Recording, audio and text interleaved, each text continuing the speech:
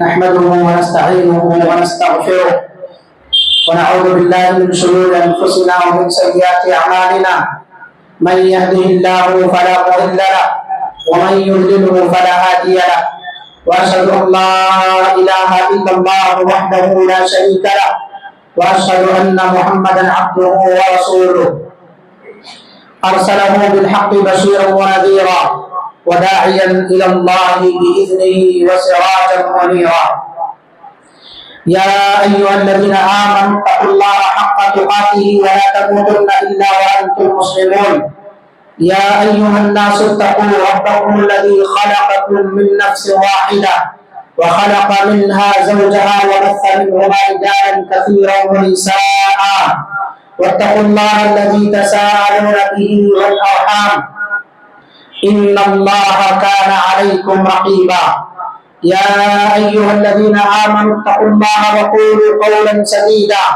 يصلح لكم أعمالكم ويغفر لكم ذنوبكم ومن يطع الله ورسوله فقد فاز فوزا عظيما أما بعد فإن خير الحديث كتاب الله وخير الهدي هدي محمد صلى الله عليه وسلم وشر الأمور محدثاتها وكل محدثة بدعة وكل بدعة ضلالة وكل ضلالة في النار فأعوذ بالله السميع العليم من الشيطان الرجيم من همزه ونفخه ونفثه بسم الله الرحمن الرحيم كنتم خير أمة أخرجت للناس تأمرون بالمعروف وتنهون عن المنكر وتؤمنون بالله وعن ابي سعيد الخدري رضي الله عنه قال رسول الله صلى الله عليه وسلم من رأى منكم منكرا فليغيره بيده فإن لم يستطع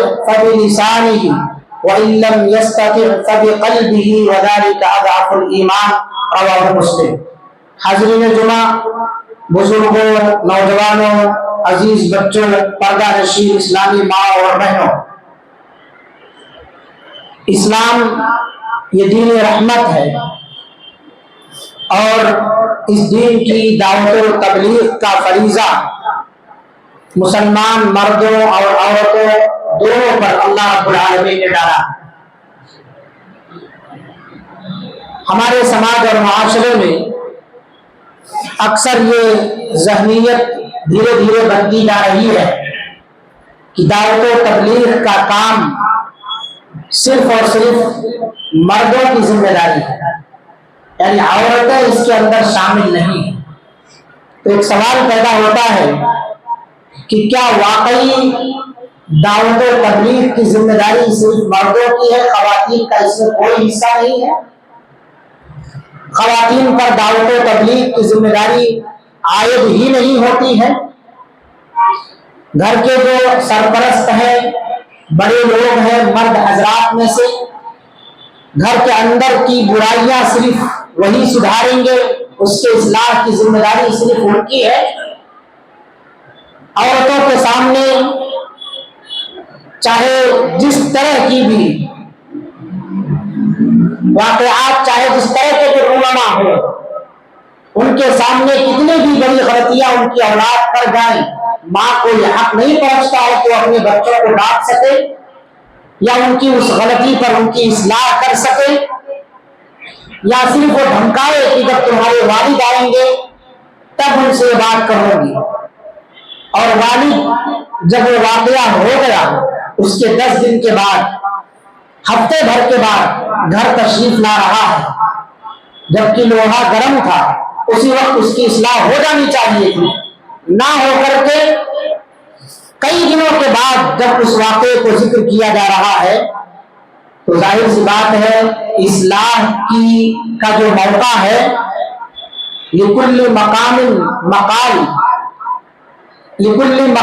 مقام، ہر بات کے لیے ایک موقع محل ہوتا ہے. اس موقع محل کے علاوہ جب آپ اس بات کو کہیں گے تو اس کے اندر اتنی تاثیر نہیں ہے جو اسی وقت کہی جائے. مثلا رمضان کا مہینہ ہے، روزوں کی اہمیت فضیلت کے عنوان پر اس وقت اگر بحث نہ کی جائے، اس کی فرضیت اور اس میں کوتاہی کے عنوان پر اس وقت بحث نہ کی جائے، وہ لے جا کر کے حج کے جو مسائل ہیں اس میں ذکر کیا جائے، تو ظاہر سی بات ہے یہاں سننے والا جو ذہن بنا رکھا ہے کہ یہ تو ماہ رمضان کا عنوان ہے، انہوں نے حج کے موقع پر بیان کیا ہے، یہ اس کا موقع محل نہیں ہے۔ جنازہ ہے، سامنے موجود ہے، اور آپ نکاح کی اہمیت سے متعلق بات کریں، یہ دعوت کے اسلوب اور اس کی حکمت کے پہلو میں سے نہیں، صرف اپنی انرجی ضائع کرنا ہوتا ہے۔ تو ایسے بہت سارے مواقع ہمارے زندگیوں میں، ہمارے گھروں میں بھی آتے ہیں، تو گھر کی خواتین یہ سمجھتی ہے کہ اس کی اصلاح کرنا صرف مردوں کی ذمہ داری ہے، یا سماج کا ایک ذہن بنتا جا رہا ہے کہ گناہ اور غلطیاں، اس پر ڈانٹ ڈپٹ، اس کا علاج، اس کی اصلاح، یہ صرف مردوں کے، اور مردوں میں بھی صرف علماء کی، اہل علم کی ذمہ داری ہے جن کے پاس شدھ بدھ ہے دین کا۔ باقی لوگوں کے سامنے غلطی بتائی گئی کہ یہ غلطی ہے، سامنے والا آنکھ دبا دیا، نظر بند کر لیا، اس نے اس سے منہ پھیر لیا، اس پر اس کی اصلاح نہیں، یہ بھی غلط ہے۔ تو دونوں سوچ غلط ہے، صرف دعوت و تبلیغ کی ذمہ داری مردوں پر ہے، یہ سوچ بھی غلط ہے، اور مردوں میں صرف اہل علم پر ہے، یہ سوچ بھی غلط ہے، کیونکہ جو حدیث آپ کے سامنے پڑھی گئی ہے اللہ کے رسول صلی اللہ علیہ وسلم کی، اور آیت کریمہ سورہ آل عمران کی آیت نمبر 110، ان دونوں پر اگر آپ غور کریں تو اس کے اندر ہر کوئی آ جاتا ہے۔ سب سے پہلے عام نصوص جس کے اندر یہ ہے کہ مردوں کے ساتھ دعوت و تبلیغ یعنی نیکی کا حکم دینے، برائی سے روکنے میں عورتیں بھی شامل ہیں۔ قرآن اور حدیث کا جب ہم مطالعہ کرتے ہیں تو ایک دو نہیں، کئی نص اس طرح سے ملتے ہیں، کئی آیتیں اور کئی حدیثیں عموم کے ساتھ موجود ہیں، جس کے جہاں خطاب تو مردوں کو ہے، لیکن ان کے ماتحت عورتیں بھی آ جاتی ہیں۔ یہی آیت کریمہ جو آپ کے سامنے پیش کی گئی سورہ آل عمران کی، اللہ تعالیٰ نے فرمایا کنتم خیر امۃ اخرجت للناس، تم ایک بہترین امت ہو جو لوگوں کے لیے نکالی گئی ہو۔ تمہارا کام کیا ہے؟ تأمرون بالمعروف، بھلائی کا حکم دینا، وتنہون عن المنکر، اور برائی سے روکنا، وتؤمنون باللہ، اور اللہ کی ذات پر ایمان لانا۔ اس آیت کریمہ میں لفظ کنتم جو ہے، تم سب، یہ صیغہ مذکر ہے، لیکن کیا اس کے اندر عورتیں داخل نہیں ہیں؟ کیا عورتیں گھر کے اندر بگاڑ کو اصلاح میں تبدیل نہیں کر سکتی ہیں؟ صرف مرد آدمی ہی یہ ذمہ داری ادا کرے؟ اور حدیث من رأى منکم منکرا، تم میں سے جو شخص بھی منکر کام، کوئی بھی غلط کام جو شریعت کے خلاف ہو، قرآن اور حدیث کے خلاف ہو، فلیغیرہ بیدہ، جسے بھی دکھائی دے غلط ہوتا ہوا، گھر کے اندر، گھر سے باہر، اپنے بچوں میں، غیروں کے بچوں میں، کسی کے اندر بھی، فلیغیرہ بیدہ، اس کو طاقت ہے اگر ہاتھ سے اس برائی کو روکنے کی تو اپنے ہاتھ سے اس برائی کو روک دے، اور اگر اس کو ہاتھ سے طاقت نہیں ہے، زبان سے روکنے کی طاقت ہے تو زبان سے روکے اس برائی کو۔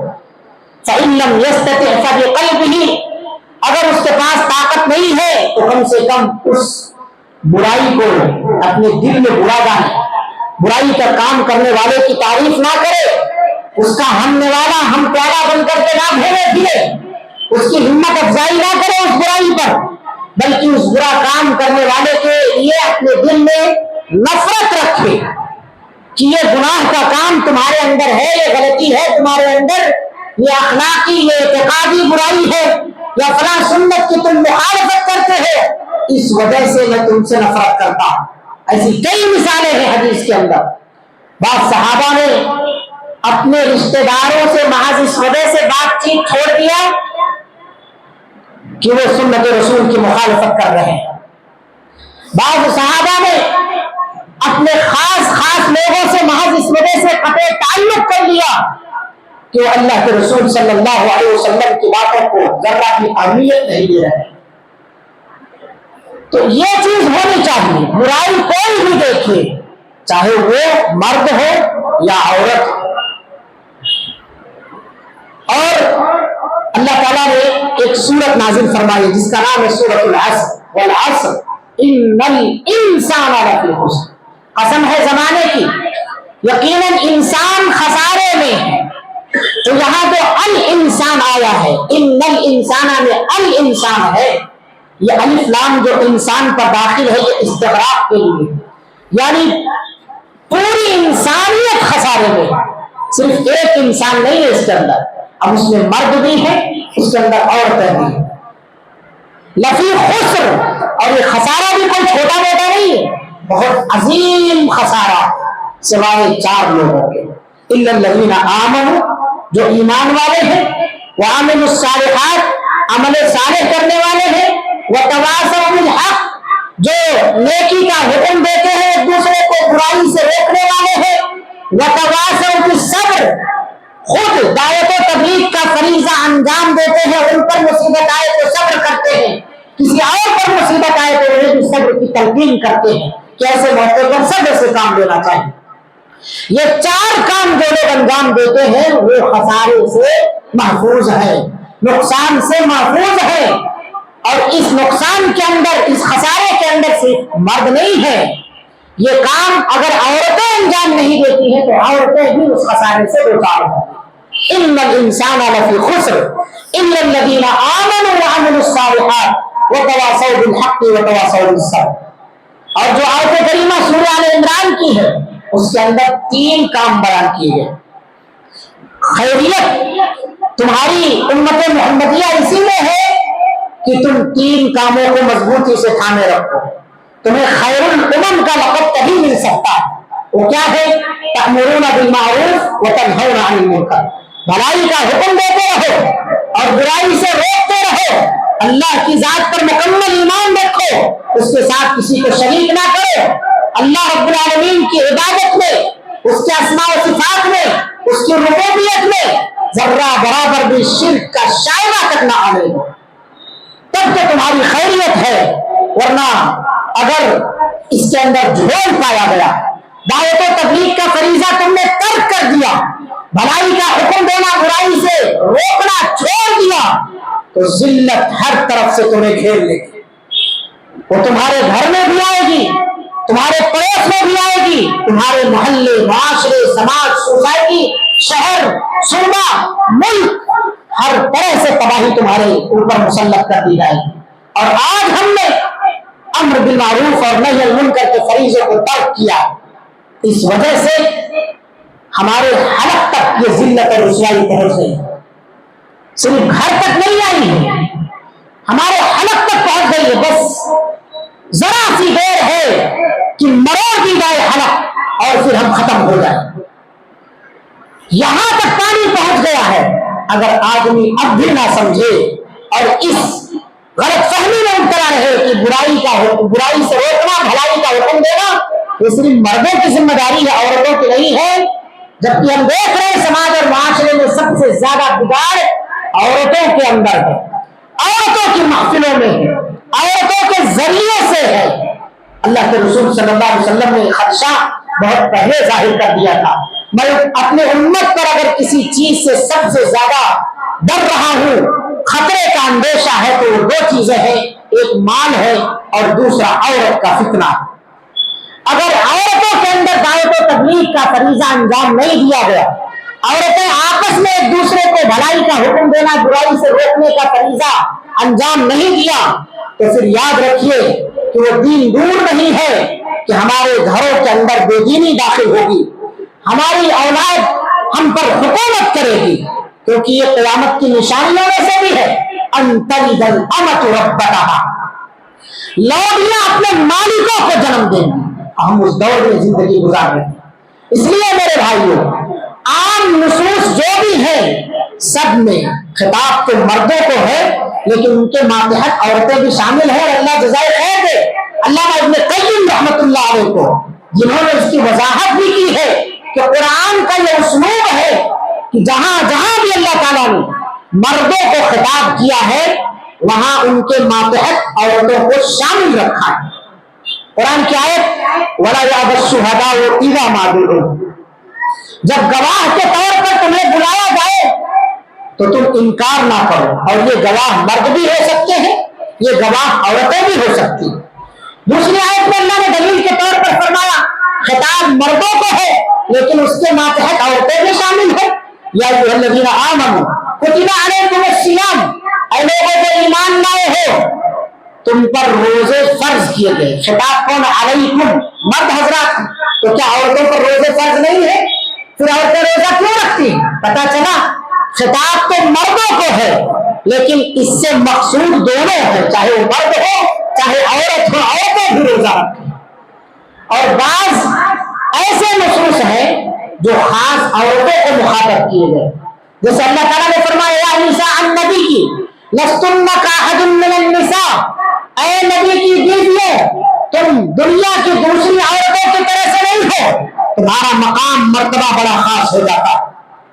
یا نساء النبی کی، اے نبی کی بیویاں لستن کاحد من النساء، تم عام عورتوں کی مانند نہیں ہو، تمہارا مقام مرتبہ اسپیشل ہے، خاص ہے.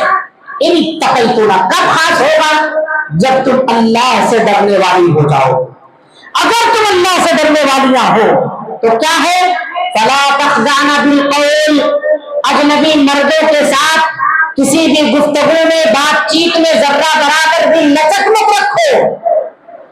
فیطمع الذی فی قلبہ مرض، کہ جس سے بات کی جا رہی ہے تمہارے پاس مسئلے مسائل دریافت کرنے والے لوگ آتے ہوں گے تو ان کو مسئلہ بتاتے ہوئے اپنی آواز میں نرمی اور لچک مت رکھو. جو چیز بھی ہے کھری کھری انہیں سنا دو. وَقُلْنَ قَوْلًا مَعْرُوفًا، حضرت عبداللہ ابن عباس اس آیت کی تفسیر میں لکھتے ہیں قُلْنَ قَوْلًا مَعْرُوفًا کا مطلب ہے انہیں کھڑا کھڑا بھلائی کا حکم دو، برائی سے انہیں روک دو.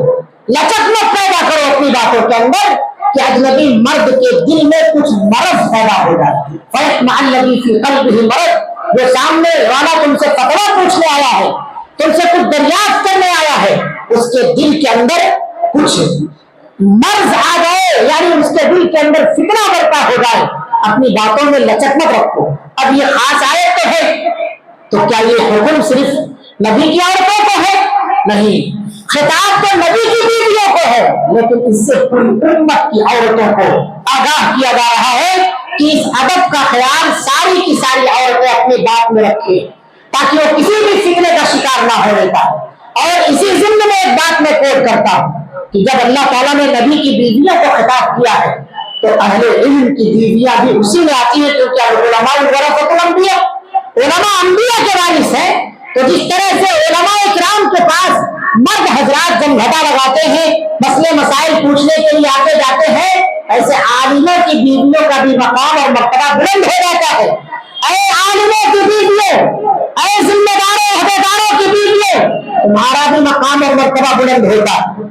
تمہیں بھی اونٹ پٹانگ حرکتوں سے باز رہنا چاہیے، تمہیں بھی ہر طرح کی اخلاقی برائیوں سے اپنے آپ کو باز رکھنا چاہیے. جو جتنے بڑے مقام اور مرتبے پر پہنچے گا اس پر نگاہ، اس کے آل اولاد پر نگاہ، اس کے بچوں پر نگاہ پوری دنیا کے لوگوں کی رہتی ہے. اس لیے جس طرح سے ایک نبی غیر اخلاقی حرکتوں سے، غیر اعتقادی اعمال سے اپنے آپ کو بچائے، اسی طرح سے اہل علم کی بیویاں بھی اپنے آپ کو بری حرکتوں اور غیر اخلاقی حرکتوں سے باز اور پاک و صاف رکھیں. اپنے زبان سے کوئی ایسی گفتگو نہ کرے جس سے لوگوں کو تکلیف ہو. اور اسی طرح سے ہر ایک کے ساتھ معاملہ جو ہے، بیویاں جب عورتیں آئے تو ان کے ساتھ بھی بات میں ذرہ برابر بھی لچک اور لوچا نہ رکھے، کھری کھری بات سنا دی. نہیں معلوم ہے تو کہہ دیں، عالم صاحب آئیں گے اس کے بعد پوچھ کر کے بتائیں گے، غلط فتویٰ بازی نہ کریں گے. حضرت عائشہ رضی اللہ عنہا، ان کے پاس 3 صحابہ کرام حاضر ہوئے اللہ کے رسول صلی اللہ علیہ وسلم کی عبادتیں پوچھنے کے غرض سے. انہیں بتایا گیا کہ اللہ کے رسول صلی اللہ علیہ وسلم اس طرح عبادت کرتے ہیں. انہوں نے آپ کی عبادتوں کو کم محسوس کیا، اپنی عبادتوں کو آپ کے بالمقابل کم محسوس کیا. اور کہا وہ تو نبی تھے، نبی کہاں ہم کہاں۔ پھر وہیں پر ایک نے یہ کہہ دیا کہ میں اب بیویوں سے جو ہے عورتوں سے شادیاں ہی نہیں کروں گا، اور ایک نے کہہ دیا میں دن بھر روزہ رکھوں گا، ایک نے کہہ دیا کہ میں جو ہے رات بھر شب بیداری کروں گا، تہجد میں گزاروں گا۔ اللہ کے رسول صلی اللہ علیہ وسلم بعد میں جب تشریف لائے، حضرت عائشہ نے بتایا کہ ایسے بعض لوگ آئے تھے، انہوں نے اس طرح سے عہد کر لیا، چلے گئے ہیں۔ آپ صلی اللہ علیہ وسلم نے انہیں بلوایا، بلوانے کے بعد ان کی کلاس لی کہ تم لوگ ایسا اور ایسا کہتے گئے ہو۔ انہوں نے کہا جی ہاں۔ آپ صلی اللہ علیہ وسلم نے کہا واللہ انی لاخشاکم للہ واتقاکم للہ، اللہ کی قسم میں تم میں سب سے زیادہ اللہ سے خوف اور خشیت رکھنے والا ہوں، سب سے زیادہ میں اللہ سے ڈرنے والا متقی اور پرہیزگار ہوں، لیکن میں نکاح بھی کرتا ہوں، میری ایک نہیں 9 بیویاں اس وقت موجود ہیں، میں راتوں کو سوتا بھی ہوں، بچوں کے حقوق بھی ادا کرتا ہوں اور اللہ کی عبادت بھی کرتا ہوں۔ پوری رات میں نے عبادت کے لیے خاص نہیں کر رکھی ہے۔ اسی طرح سے آپ صلی اللہ علیہ وسلم نے فرمایا جس نے روزے کا وعدہ کر لیا تھا، آپ نے کہا میں روزہ رکھتا بھی ہوں اور افطار بھی کرتا ہوں، یعنی نہیں بھی رکھتا ہوں۔ اگر تمہیں رکھنا ہے روزہ تو صوم داؤدی رکھو، مسلسل پیدل پہ روزہ نہ رکھو، اس لیے کہ میرا معاملہ تم سے ذرا الگ تھلگ ہے، اللہ مجھے کھلا پلا دیتا ہے، میں نبی ہوں، تمہارا معاملہ اس طرح سے نہیں ہے، لہذا مجھ سے زیادہ متقی بننے کی کوشش نہ کرو، مجھ سے زیادہ جو ہے پرہیزگار بننے کی کوشش نہ کرو۔ اور آپ نے اسی حدیث کے اندر آگے جملے میں فرمایا فمن رغب عن سنتی فلیس منی، جو شخص میری سنت سے منہ موڑے گا وہ مجھ سے نہیں ہے۔ لہذا نبی کی سنتوں کو پامال کر کے زیادہ متقی بننے والے ذرا ہوش میں آ جائیں، نبی صلی اللہ علیہ وسلم کی عبادتوں کو کمتر سمجھنے والے یا نبی صلی اللہ علیہ وسلم کی عبادتیں جو آپ کی عبادتیں ہیں اس کو یہ کہہ کے چھوڑ دینے والے کہ یہ تو نبی تھے، ہم اس سے ذرا زیادہ کریں گے، نبی نے 11 رکعت تراویح پڑھی ہے، ہم 20 رکعت تراویح پڑھیں گے، نبی سے زیادہ متقی بن رہے ہیں آپ۔ نبی کریم صلی اللہ علیہ وسلم کبھی روزہ رکھتے کبھی روزہ چھوڑ دیتے اور آپ مسلسل روزہ رکھنے کا وعدہ کر رہے ہیں۔ اللہ کے رسول صلی اللہ علیہ وسلم نے 3 طلاق کو ایک ہی طلاق شمار کیا ہے اور آپ 3 طلاق کو ایک طلاق شمار کریں، اللہ کے رسول سے زیادہ متقی بننے کی کوشش کر رہے ہیں آپ۔ یہ سب باتیں ہمیں کہاں لے جا رہی ہے؟ اس لیے خواتین کی بھی ذمہ داریاں ہیں کہ خواتین بھی اپنے آپ کو سنبھالیں، سماج اور معاشرے کی سدھار میں ان کا بہت بڑا کردار ہے، نیکی کا حکم دے، برائی سے روکیں۔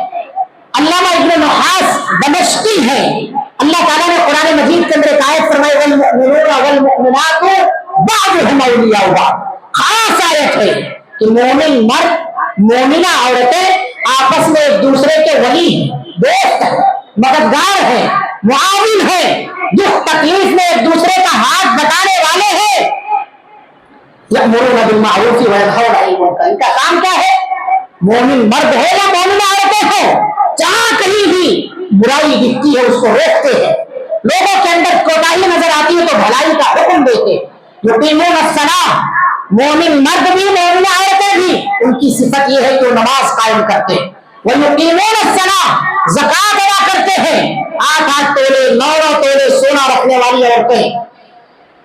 دھیان دیں زکات مال کا نہیں نکالا گیا ہے، داماد ہڑپ لے گا وہ سونا پھر واپس نہیں آنے والا ہے، نکاح کر کے بیٹی کو تو دے دیں گے آپ، 10 تولہ سونا ہم نے بیٹی کے نکاح میں دیا تھا اور سال 1.5 سال کے بعد خالی ہاتھ بیٹی کھلا لے کے گھر میں بیٹھی ہوئی ہے، وہ 10 تولہ سونا زکات نہ نکالنے کی وجہ سے چلے گیا دوسرے کے ہاتھوں پر گیا، وہ ایسے ہی مال ضائع اور برباد ہوتا ہے۔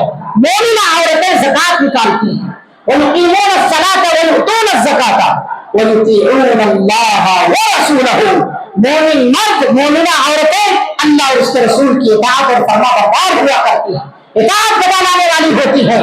اولئک سیرحمهم اللہ، ان صفات کی حامل جب عورتیں ہوں گی یعنی بھلائی کا حکم دیں گی، برائی سے روکیں گی، اپنی اولاد کو، اپنے شوہر کو، اپنے رشتہ داروں کو، ماں باپ کو، تو اللہ رب العالمین کیا کرے گا؟ ان پر رحم فرمائے گا، سیرحمهم اللہ، اولئک سیرحمهم اللہ، اللہ ان پر رحم فرمائے گا۔ اور اللہ رب العالمین غالب ہے، حکمتوں والا ہے، تو اس آیت کے اندر خاص طور پر حکم دیا گیا۔ اسی طرح سے ایک حدیث اللہ کے رسول صلی اللہ علیہ وسلم نے بیان فرمائی، اس کو علامہ ابن نحاس دمشقی نے اس آیت کے ضمن میں ذکر فرمایا، والمؤمنات کی تفسیر میں والمرأة راعیۃ علی اہل بیت زوجها، کہ عورت اپنے گھر کے، اپنے شوہر کے گھر کی ذمہ دار ہے۔ ذمہ دار کا مطلب کیا ہے؟ محافظ۔ گھر کے اندر اگر بیٹے بیٹیاں کچھ غلط حرکتیں کریں تو محافظ اور نگراں کی ذمہ داری ہے کہ وہ انہیں روکے، کمیاں دکھ رہی ہیں تو انہیں بھلائی کی طرف راغب کرے، بھلائی کا حکم دے۔ بیٹیاں گھروں میں نماز نہیں پڑھ رہی، کون ذمہ دار ہے؟ ماں ذمہ دار ہے کہ انہیں نماز کا پابند بنائے۔ جھوٹ بول رہی ہے، گھروں کے اندر غیر اخلاقی حرکتیں انجام دے رہی ہے، کون ذمہ دار ہے؟ ماں ذمہ دار ہے کہ وہ انہیں اس غیر اخلاقی حرکت سے اجتناب کرنے کی عادت ڈالے اور انہیں ٹوکتی روکتی رہے، ان کے اوپر نگاہ رکھے۔ کیوں؟ آپ صلی اللہ علیہ وسلم نے فرمایا والمرأة راعیہ، عورت یہ چرواہی ہے، چرانے والی ہے، اور جو جس کو چراتا ہے اس کو ہر طرح کے نقصانات سے محفوظ رکھنے کی فکر کرتا ہے۔ اس طرف سے بھیڑیا آ کے کھانا لے بکریوں کو، اس طرف سے کوئی شکاری کسی کا شکار نہ کر لے، ہر طرح سے آفت مصیبت، بارش برسات، ٹھنڈی گرمی، بھوک پیاس، تمام طرح سے محفوظ رکھتا ہے۔ اور سب سے بڑی حفاظت یہ ہے کہ اپنے اولاد کے عقیدے کی فکر کرو، انہیں دینی تعلیم دو، انہیں اللہ اس کے رسول صلی اللہ علیہ وسلم کے بارے میں معلومات فراہم کرو، کیونکہ قبر کے اندر سب سے پہلا جو سوال ہوگا وہ یہی ہوگا من ربک، تمہارا رب کون ہے، تمہارا دین کیا ہے، تمہارے نبی کون تھے، اس کے بارے میں سوال کیا جائے گا۔ یہ ساری تعلیمات اگر ہم نے نہیں دی ہے، انجینئر بنایا، ڈاکٹر بنا، اچھی بات ہے بناؤ، لیکن ساتھ ہی ساتھ اسے دین کی شہرت دو، اسے بددین مت بناؤ۔ حضرت ام سلمہ رضی اللہ عنہا، ام سلیم رضی اللہ عنہا کے بارے میں آتا ہے، ان کا بیٹا حضرت انس، ان کا جو شوہر تھا ام سلیم کا، یہ زمانے جاہلیت میں اسلام قبول کر لی، اللہ کے رسول صلی اللہ علیہ وسلم پر جب نبوت آئی اور ان کا شوہر جاہل ہی رہ گیا، یعنی وہ شخص اسلام قبول نہیں کیا، تو ام سلیم رضی اللہ عنہا اپنے بیٹے حضرت انس کو جب کسی بات دینی بات کے بارے میں بتاتی تو ان کا شوہر انہیں روکتا کہ میرے بیٹے کو تم کیا بددین کر دو، اسے سادی بنا دو گی؟ تو کہتی میں سادی نہیں بنا رہی، میں دیندار بنا رہی ہوں اسے، میں دیندار بنا رہی ہوں اسے۔ اور ہوا یہ کہ ماں کی بات بیٹے پر غالب آ گئی اور بیٹے نے کلمہ توحید کا اقرار کر لیا، اشہد ان لا الہ الا اللہ واشہد ان محمد رسول اللہ، بیٹا اسلام قبول کر لیا۔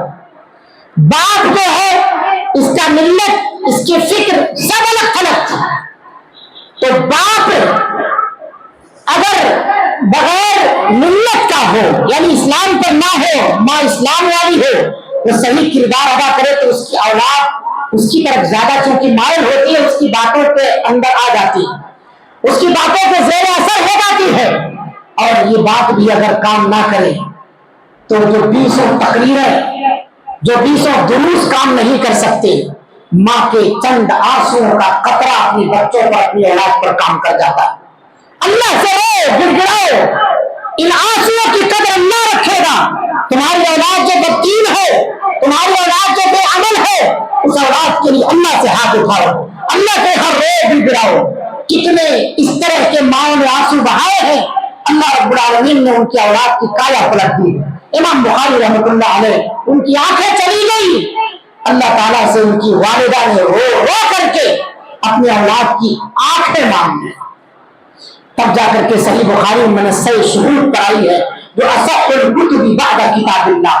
کاش آج بھی ان ماؤں کے اندر، آج کی ماؤں کے اندر بھی وہ جھلک پیدا ہو تو امام بخاری کی ماں بن سکے، حضرت انس کی ماں بن سکے، ان ماؤں کے اندر یہ جھلک پیدا ہو۔ اللہ ہماری ماؤں کو ہدایت دے۔ اسی لیے شاعر نے کہا تھا کہ اس دور کی عورتوں سے کہہ دو اس دور میں بھی عورتیں تھیں، اس دور کی عورتوں سے کہہ دو اس دور میں بھی عورتیں تھیں، تم سے آباد گھر نہ ہوا، ان سے آباد بستیاں تھیں۔